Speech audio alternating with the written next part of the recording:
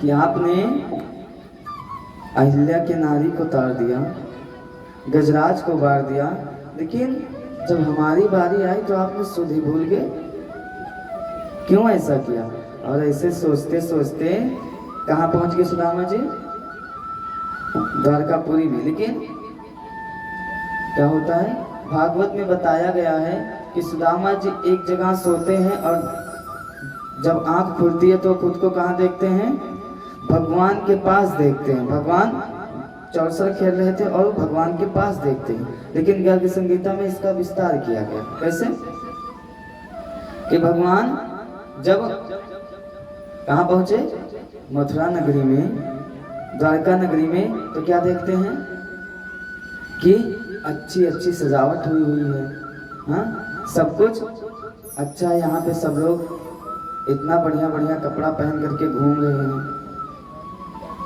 जब मथुरा पहुंचे तो भगवान सुदामा चौंक गए सजावट को देख करके। अरे ये उन्हीं की नगरी है। द्वारका जब पहुंचे उन्हीं की नगरी है।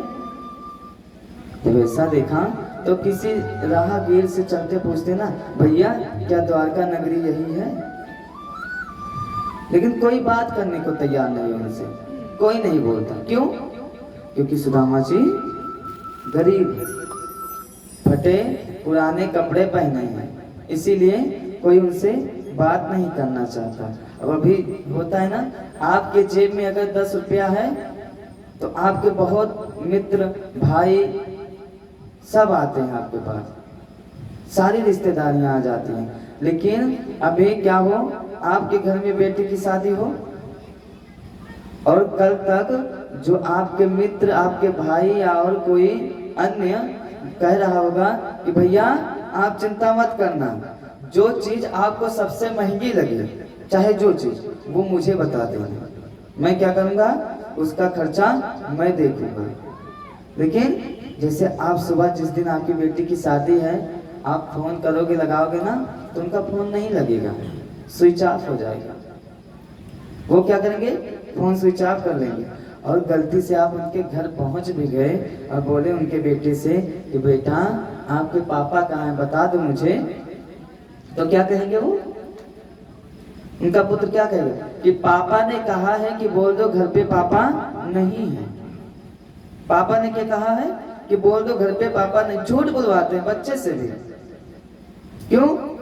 क्योंकि आपके पास आज आपके जेब में 1 रुपया नहीं है। इसलिए अगर वही 1 रुपया आपके जेब में होता तो वो भी खड़ा रहता। अभी आपके यहाँ एक गाय है ना, गाय दूध दे रही हो, ठीक है, और पता चले कि गाय दूध दे रही, दूध दही हो रही है आपके यहाँ दूध दही हो रहा है। आपके यहाँ कौन आ रहा है? बहुत लोग आएंगे चाय पीने के लिए, केवल दूर से ही, भैया जय सीताराम। क्यों? क्योंकि याद रखो अभी हम शाम को आएंगे चाय पीने के लिए आपके। लेकिन अगर वही गाय दूध देना बंद कर दे तो दूसरे दिन से जो आपको नमस्कार कर रहे थे ना, वो आपको देख करके मुंह पीछे कर लेंगे, कहीं 1 कप चाय ना बोल दे पिलाने के लिए। क्यों? क्योंकि आपके पास वो है नहीं आज। तो आज सुदामा से क्या कोई बात नहीं करना चाहता। क्यों?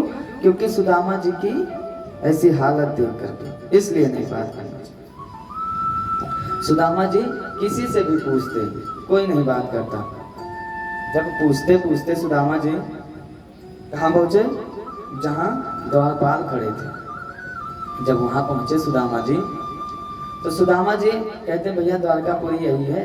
हाँ। बताते हाँ बाबा द्वारकापुरी यही है। अच्छा, मेरा कन्हैया यहीं रहता है। कन्हैया? कौन कन्हैया? अरे मेरा बचपन का मित्र है ना कन्हैया, वो यहीं रहता है क्या? द्वारपाल सोचता कन्हैया, अरे महाराज उनको कन्हैया नहीं बोलते। क्या? जब कोई बड़े महात्मा साधु हो जाते ना तो 108 श्री 1008 ऐसे लगता है ना, तो उनको क्या बताया कि श्री श्री 1008 श्री अनंत कोटि ब्रह्मांड के नायक, जग नियंता, जगदाधार, ऐसे बता करके अजन्मा पार ब्रह्म परमेश्वर कई शब्दों से संबोधित करके तब लाया कि श्री कन्हैया, श्री कृष्णा। तब नाम लिया। तो सुदामा जी सोचते हैं इतना बड़ा नाम, जब मेरे साथ पढ़ रहा था तब तो इतना छोटा सा इसका नाम था, आज इतना बड़ा नाम हो गया। लेकिन सुदामा जी क्या कहते हैं, भैया मुझे कन्हैया से मिलना है, कन्हैया यहीं रहता है ना। तो उन्होंने द्वारपाल ने कहा हाँ कन्हैया यहीं रहता है। अच्छा तो मुझे मिलना है उनसे। जब ऐसे कहा कि मुझे मिलना है, क्यों मिलना है, क्योंकि वो मेरे बचपन का मित्र है कन्हैया, बचपन का मित्र है। हाँ मेरे बचपन का मित्र। ऐसे होता है ना, अभी आप दो मित्र प्राइमरी में पढ़े हों और एक बड़ा आदमी बन जाए एक छोटा, तो आपके नज़र में क्या रहेगा, वही रहेगा जिस नाम से आप जानते होंगे उसे। हाँ?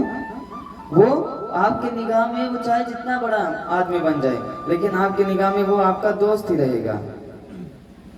तो सुदामा कहते वो मेरा बचपन का मित्र है, कन्हैया मेरा बचपन का मित्र है, मुझे उससे मिलना है। जब द्वारपाल ने देखा कि अरे ये कन्हैया को अपना बचपन का मित्र बता रहा है, द्वारपाल ने सुदामा को ऊपर से नीचे तक देखते हैं। लेकिन द्वारपाल सोचते हैं शायद हो सकता है भगवान की लीला कौन पहचाने, कौन पहचान सकता है उनकी लीला, हो ही सकता है। लेकिन द्वारपाल ने क्या कहा कि ब्राह्मण देवता आप यहीं खड़े रहिएगा, अंदर मत आइएगा, मैं कन्हैया के पास आपका संदेशा लेकर के जाता हूँ।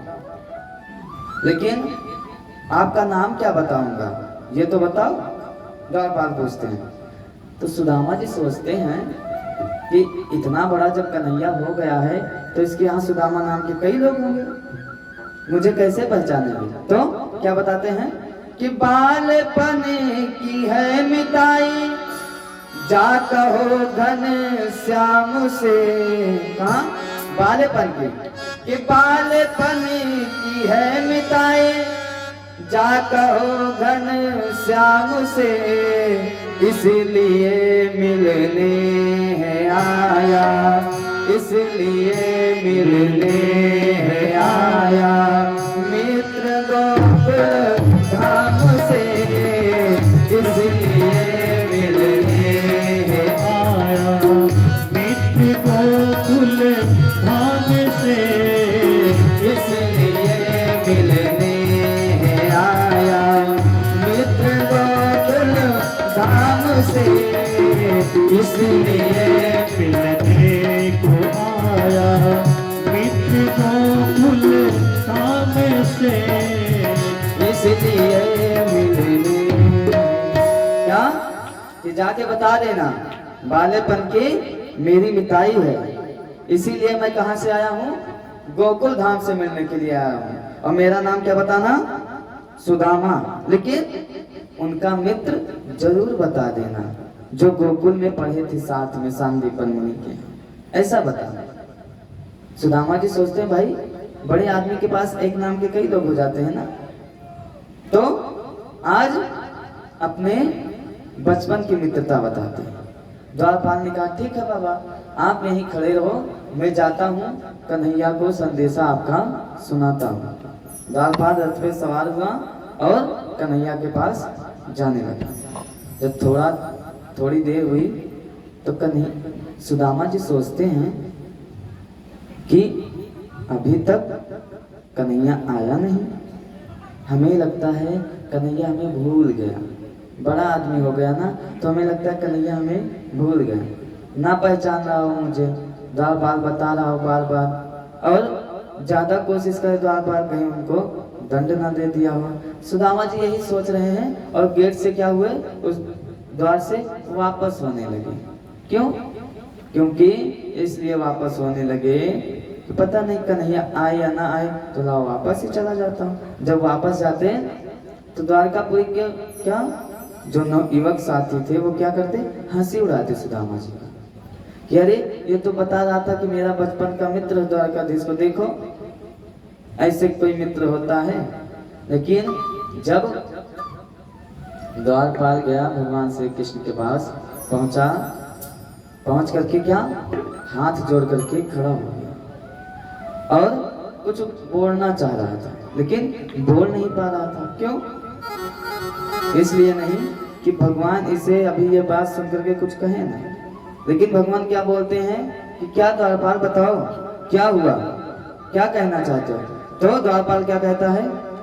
शीस पगा न जगाजन पे प्रभु जानिक आए बसो यही ग्राम।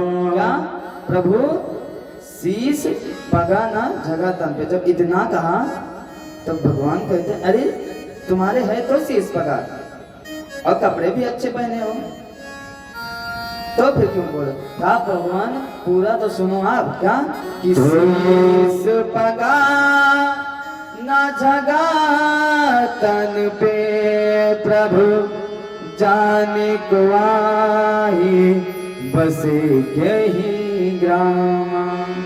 प्रभु वो क्या है पता नहीं कहाँ से आया है और किस गांव के रहने वाला है। क्या अच्छा किसी और की बात आप कर रहे हैं? द्वारपाल कहा हाँ। आगे क्या?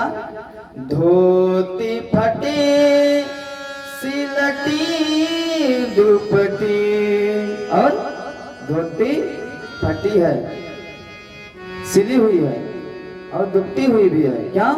धोती फटी सिलटी दुपटी पर पाहे उपाहन को नहीं श्यामा, और उसके पैर में पाहन नहीं है, नंगे पैर आया हुआ है।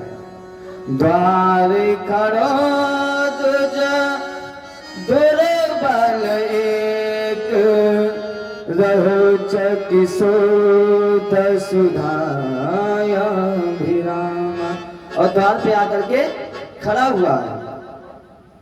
क्या? द्वार पे आकर के खड़ा हुआ है और आश्चर्यचकित में है और पता नहीं आपका ही नाम ले रहा है बार बार। अच्छा ऐसा कौन आया है, उसका क्या नाम है? भगवान पूछते हैं तो क्या बताता है? पूछत दीन दयाल को नाम। प्रभु आपका नाम पूछता है, आपको याद करता है, बुलाता है बार बार। क्या? पूछत दीन दयाल को नाम बतावत आपन नाम सुदामा। क्या? कि आपका धाम ही पूछता है बार बार और आपको ही बुलाता है। क्या नाम बताता है? कि पूछत दीन दयाल को धाम बतावत आपन नाम सुदामा। क्या? अपना नाम सुदामा बताता है। क्या बताता है? अपना नाम सुदामा बताता है। और भगवान जैसे सुने क्या सुदामा आया है, मेरे बचपन का मित्र सुदामा आया है, भगवान आज दौड़ पड़ते हैं सुदामा सुदामा करके दौड़ते रहते हैं। और आज कैसे जा रहे हैं? जैसे सुदामा आया हुआ है ना भगवान से मिलने के लिए, वैसे आज भगवान सुदामा को लेने के लिए जा रहे हैं, वैसे मिलने के लिए। कैसे? आज सुदामा ने, आज भगवान ने क्या किया? अपने पांव में जूती नहीं पहनी और पीतांबर भी छूट गया और भगवान दौड़ रहे जा रहे हैं सुदामा सुदामा सुदामा बुलाते हुए। जब सुदामा ने आवाज सुना कि पीछे से कोई मुझे आवाज लगा रहा है, सुदामा जब मुड़ करके देखा तो क्या कन्हैया दौड़ करके आए और सुदामा के गले से लग गए। और गले से जब लगे तो दोनों के आंखों से आंसू गिरने लगा। आंसू जब गिरने लगा, बहुत अच्छे से भेंट मिलाप किया सुदामा और कन्हैया ने, और इतना तेज मिले गले से कि आज बताए कोई बता नहीं सकता कि पहले सुदामा मिले गले या कन्हैया गले मिले। लेकिन क्या हुआ, जो बरमाला पहने थे कन्हैया वही मात्र गवाह था कौन गले पहले मिला। आज सुदामा को अपने गले से लगा करके कन्हैया अपने बाहों का सहारा देते हुए महल की तरफ लेकर के चले और रथ दारुक लाया, रथ पे बिठाया सुदामा को महल में लेकर के। जब महल में लेकर के आए तो रुक्मणी जी को कहा, इशारा किया कि जाओ ब्राह्मण का पैर धोना है, जा करके पानी लेकर के आओ। जब ऐसा कहा तो रुक्मणी ने क्या सोचा, लगता है प्रभु का कोई अन्य मित्र है, बहुत ही खास है। और सुदामा जी को जब भगवान सिंहासन पर बैठाते अपने, तो सुदामा जी मना कर देते, अरे प्रभु मैं इसके लायक नहीं हूँ, मैं तो गरीब दुखिया हूँ, तो मैं इसके लायक कैसे हो सकता हूँ, मैं आपके इस सोने के सिंहासन पर बैठने का अधिकारी नहीं हूँ। सुदामा जी से बार बार कहते, लेकिन कन्हैया पकड़ करके सुदामा को बैठा दिया। आज क्या, जो पार ब्रह्म परमेश्वर है, भगवान है, आज क्या हुआ, वो स्वयं नीचे बैठा, कहा, सुदामा जी के पैरों के पास, और सुदामा जी को अपने सिंहासन पे बैठा दिया। कन्हैया जब सिंहासन पे बैठाया तो सुदामा जी कन्हैया जी पैर दबाने लगे और कहते हैं क्या, ऐसे भी है सो पग कम कट जाल लगे पुण्य जाए। क्या ऐसे पैर देखा कन्हैया ने, क्या कांटा लगा हुआ है, कंकड़ चुभा हुआ है सुदामा जी के पैर में, और क्या कहते हैं कि हाय महा दुख पाए सखा तुम आए इतेरा किते दिन कोई। अरे मित्र, मेरे मित्र, आप इतना दुख, हाय मेरे सुदामा, मेरे मित्र, आपने इतना दुख सहा, अभी तक मेरे पास क्यों नहीं आए, इतना दिन क्यों गंवा दिया आपने, क्यों खो दिया, आपको पहले ही मेरे पास आ जाना चाहिए था। और कन्हैया ऐसा करके पैर दबा ही रहे थे, तब तक कन्हैया का हाथ कहाँ पहुंचता है, जहां सुदामा के पैर में बेवाइयां फटी हुई थी, जैसे वहां हाथ पहुंचा, सुदामा आह से करके पैर ऊपर कर लिए। कन्हैया देख करके रोने लगे जोर जोर से, और क्या, देखी सुदामा की दीन दशा करुणा करके करुणा निधि रोए। क्या, जब सुदामा की ऐसी दीन दशा देखा तो भगवान रोने लगे और रो रो करके उनके अपने आंसुओं से उनका पैर धो दिया। क्या, पानी परात को हाथ छुए नहीं, नैनन के जल से पग धोए। जो रुक्मणी जी ने पानी परात लाई थी, आज कन्हैया उसे नहीं छुए और अपने आंसू से, अपने नैन के जल से सुदामा जी का पैर धुल देते हैं। और क्या होता है, जब रास रचाते हुए कन्हैया गायब हो गए थे ना बीच में, तो राधा जी रो रही थी। आज उस दिन राधा जी कन्हैया के लिए रो रही थी, और यहाँ कन्हैया सुदामा के लिए रोते हैं। क्या, कि जितना राधा रोई रोई कान्हा के लिए, वो जितना राधा रोई रोई कान्हा के लिए, कन्हैया जितना रोया रोया सुदामा के लिए, कन्हैया उतना रोया रोया है सुदामा के लिए। वो जितना राधा रोई रोई कान्हा के लिए। वो जितना राधा रोई रोई कान्हा के लिए। कन्हैया उतना रोया रोया है सुदामा के लिए। कन्हैया उतना रोया रोया है सुदामा के लिए। मत वाला यार मेरा मुरली वाला। बोला मत वाला यार मेरा मुरली वाला।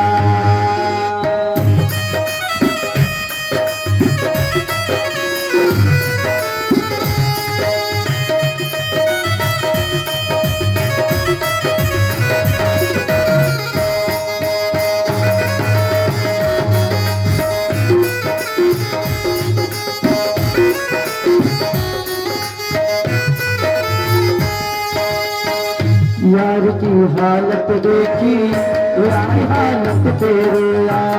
यार की हालत देखी यार की हालत रोया। यार की हालत देखी उसकी हालत पे रोया। यार की हालत देखी उसकी हालत पर रोया। यार के आगे अपनी शान शौकत पे रोया। आज कन्हैया अपने यार के आगे कि मेरा दोस्त मेरा मित्र इतना गरीब है और मैं इतना अमीर, अपने शान शौकत पे रोने लगे कन्हैया। क्या यार के आगे अपनी शान शौकत पर रोया। यार के आगे अपनी शान शौकत पर रोया। ऐसे तड़पा तड़प समा करवाने के लिए। ऐसे तड़पा तड़प समा करवाने के लिए। कन्हैया उतना रोया रोया है सुदामा के लिए। कन्हैया उतना रोया रोया है सुदामा के लिए। कन्हैया उतना रोया रोया है सुदामा के लिए। कन्हैया उतना रोया रोया है सुदामा के लिए। वो जितना राधा रोई रोई कान्हा के लिए। जितना राधा रोई रोई कान्हा के लिए। कन्हैया उतना रोया रोया है सुदामा के लिए। कन्हैया उतना रोया रोया है सुदामा के लिए। बोला मत वाला यार मेरा मुरली वाला। बोला मत वाला यार मेरा मुरली वाला।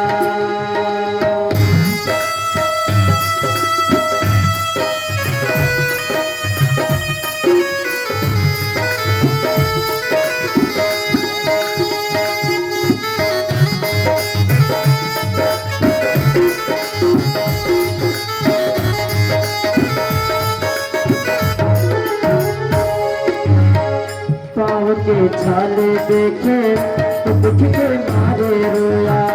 पाँव के छाले देखे तो दुख के मारे रोया। पाँव के छाले देखे तो दुख के मारे रोया। पाँव के छाले देखे तो दुख के मारे रोया। पाँव धोने के खातिर खुशी के मारे रोया। पाँव धोने के खातिर खुशी के मारे पाँव धोने के खातिर खुशी के मारे रोया। भगवान जब पाँव को छाले देखे तब भी रोए और आज मुझे अपने मित्र का पाँव धोने को मिल रहा है, एक ब्राह्मण का पाँव धोने को मिल रहा है, ये सोच करके खुशी के मारे रो रहे हैं। ऐसे पाँव को छाले देखे तो दुख के मारे रोया। पाँव के छाले देखे तो दुख के मारे रोया। पाँव धोने के खातिर खुशी के मारे रोया। पाँव धोने के खातिर खुशी के मारे रोया। तो आंसू से भर पाई अब तो जीने के लिए। आंसू से भर पाई अब तो जीने के लिए। कन्हैया उतना रोया रोया है सुदामा के लिए। कन्हैया उतना रोया रोया है सुदामा सुदामा के लिए। उतना रोया रोया है सुदामा के लिए। कन्हैया उतना रोया रोया है सुदामा के लिए। अरे जितना राधा रोई रोई कान्हा के लिए।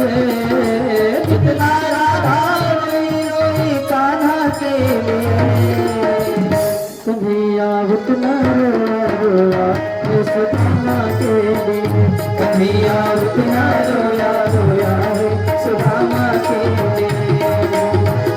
बोला वो मतवाला राम मेरा मुरली वाला। बोला वो मत वाला यार मेरा मुरली वाला।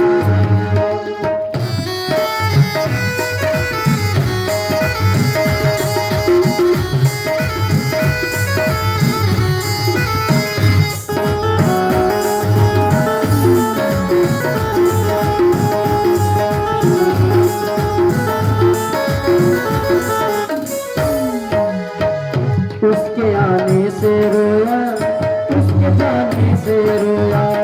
उसके आने से रोया उसके जाने से रोया। होके गद गद चावल के दाने दाने के रोया। हो के गद गद चावल के कान दाने पर रोया। उसके आने से रोया उसके जाने से रोया। उसके आने से रोया उसके जाने से रोया। होके गद गद चावल के दाने दाने से रोया।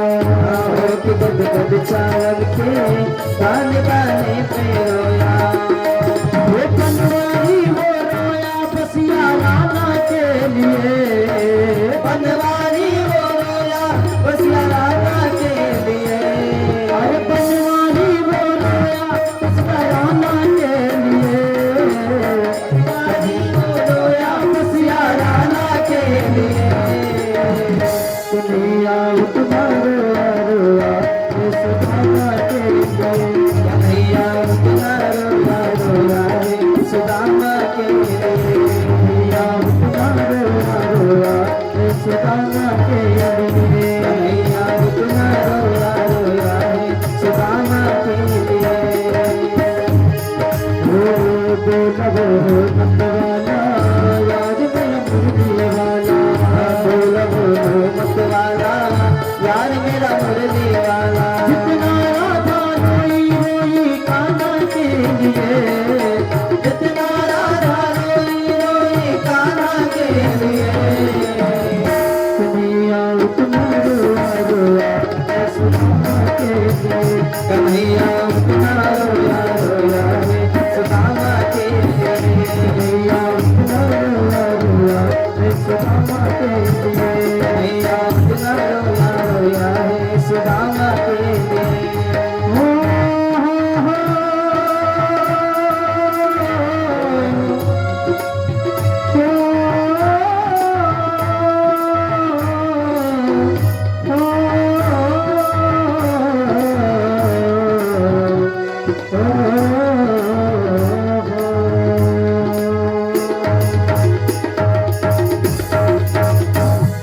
हाँ?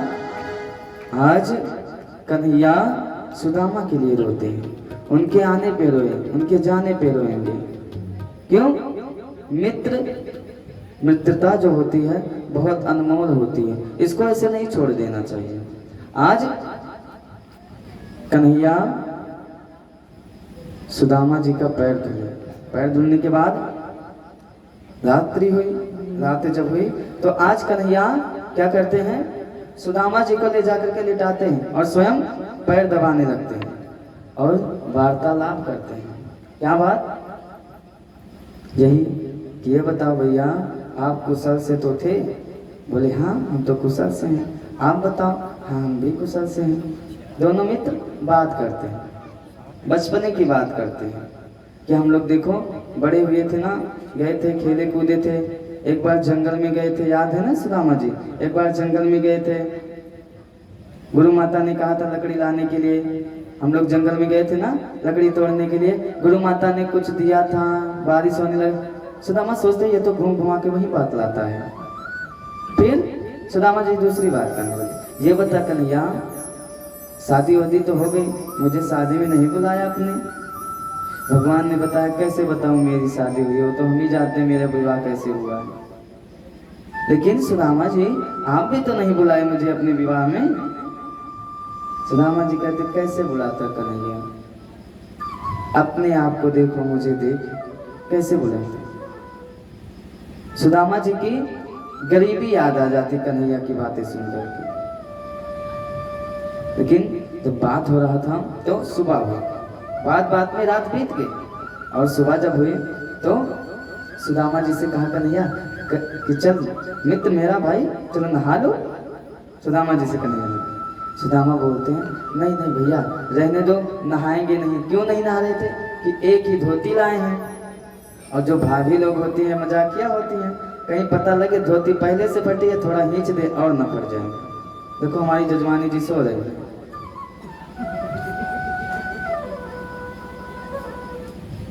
क्या सुदामा जी यही सोचते हैं कि कहीं भाभी मेरी एक धोती एक हिलाया हो, अब कहीं वैसे फटी है खींच दे और न फट जाए।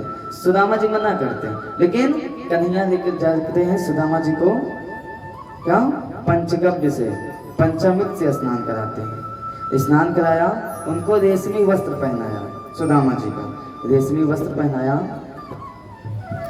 हला करके पुनः बिठाए, वार्तालाप होने लगी।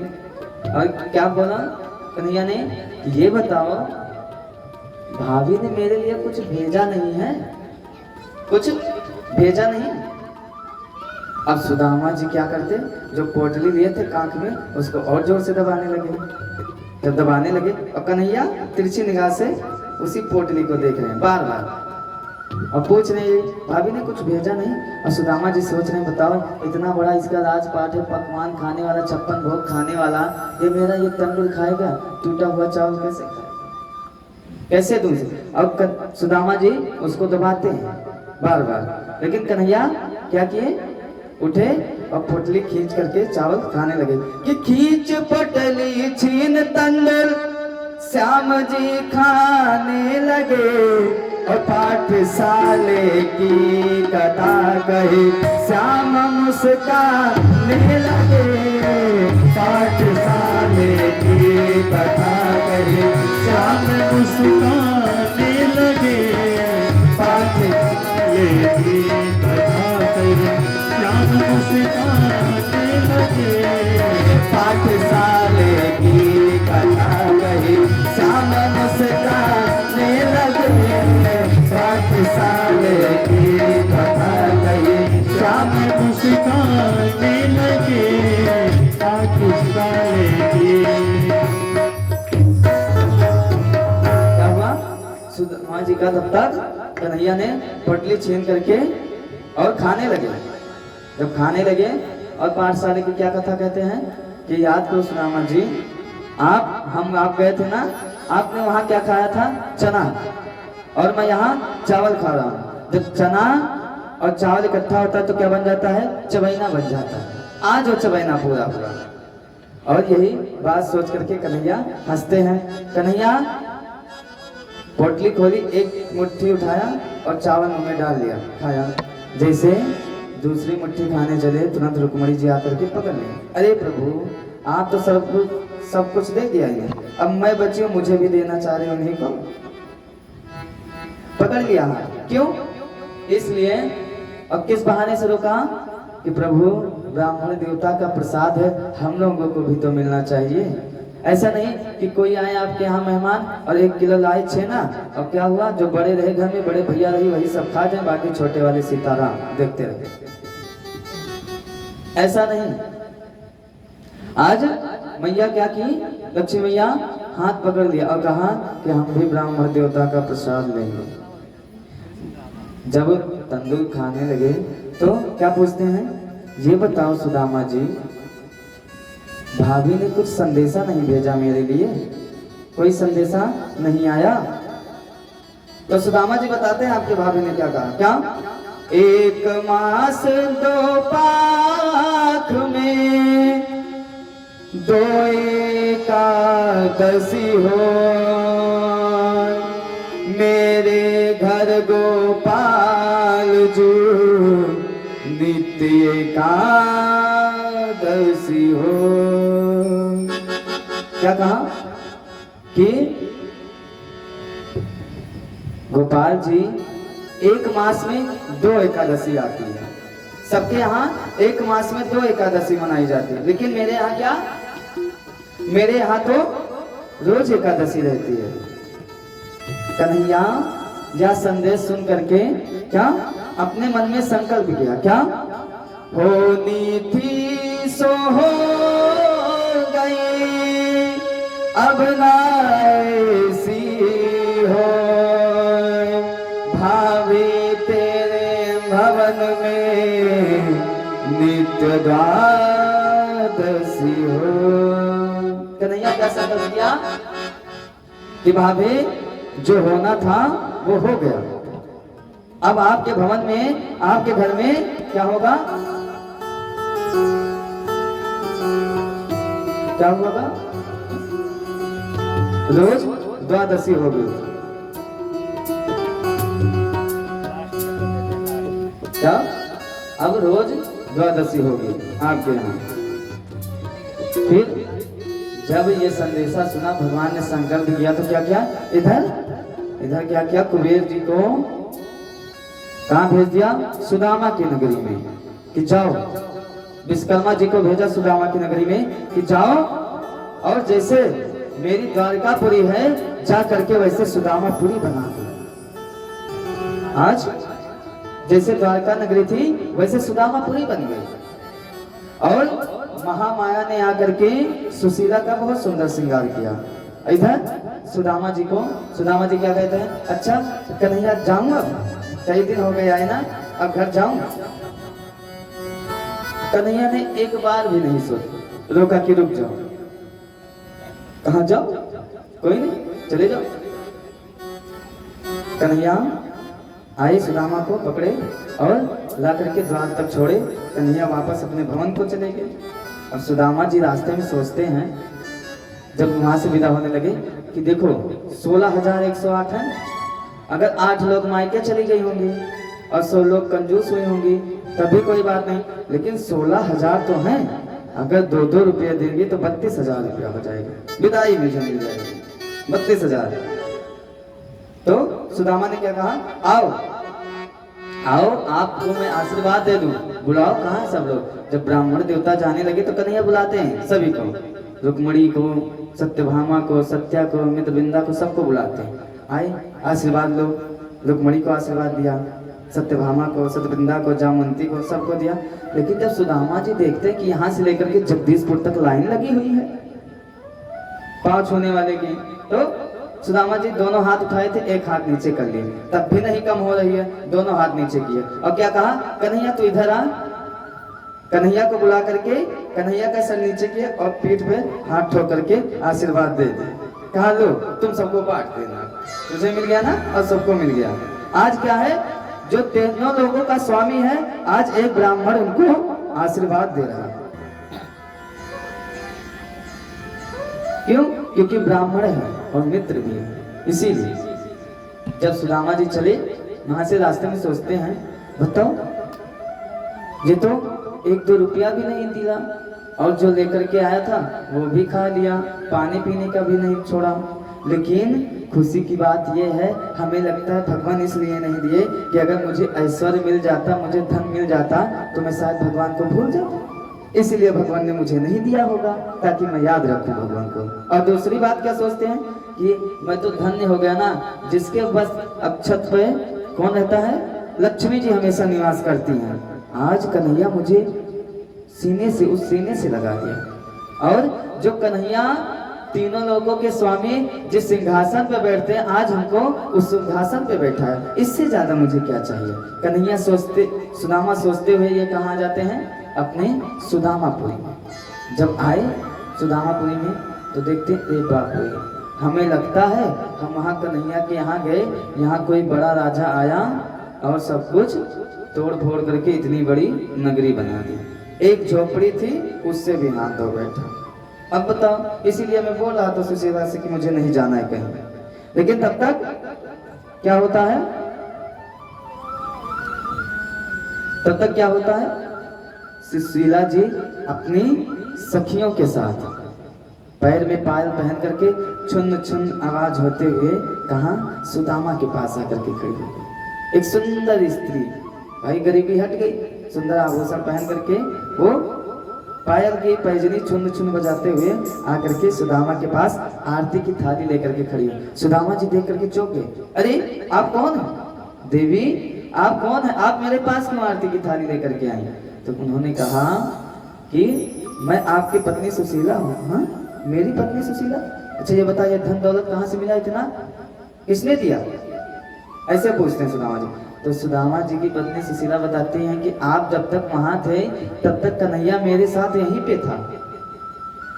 आज सुदामा जी जब ये सुना कि कन्हैया मेरे साथ यहीं पे था तो सुदामा जी कन्हैया की जय जयकार करने लगे, बोलिए द्वारकाधीश भगवान की जय। और क्या कहा, ये जो तन है ना ये प्रभु आपका ही दिया हुआ है। क्यों? क्योंकि ये जो अपना तन है ये पानी का बुलबुला जैसा है ना। ये पानी जब बरसता है उसमें क्या होता है, क्या होता है, जब देखो पानी गिरता है तो बुलबुला निकलता है ना और फिर फूट जाता है। वैसे अपना तन है क्या कि मन में सोच विचार बुलबुला पानी का, मन में सोचो अपने, विचारो, ये जो तन है ये पानी, बुलबुला का पानी है कि मन में सोच विचार बुलबुला पानी का, तो तुम्हें मिट जाए नशा जवानी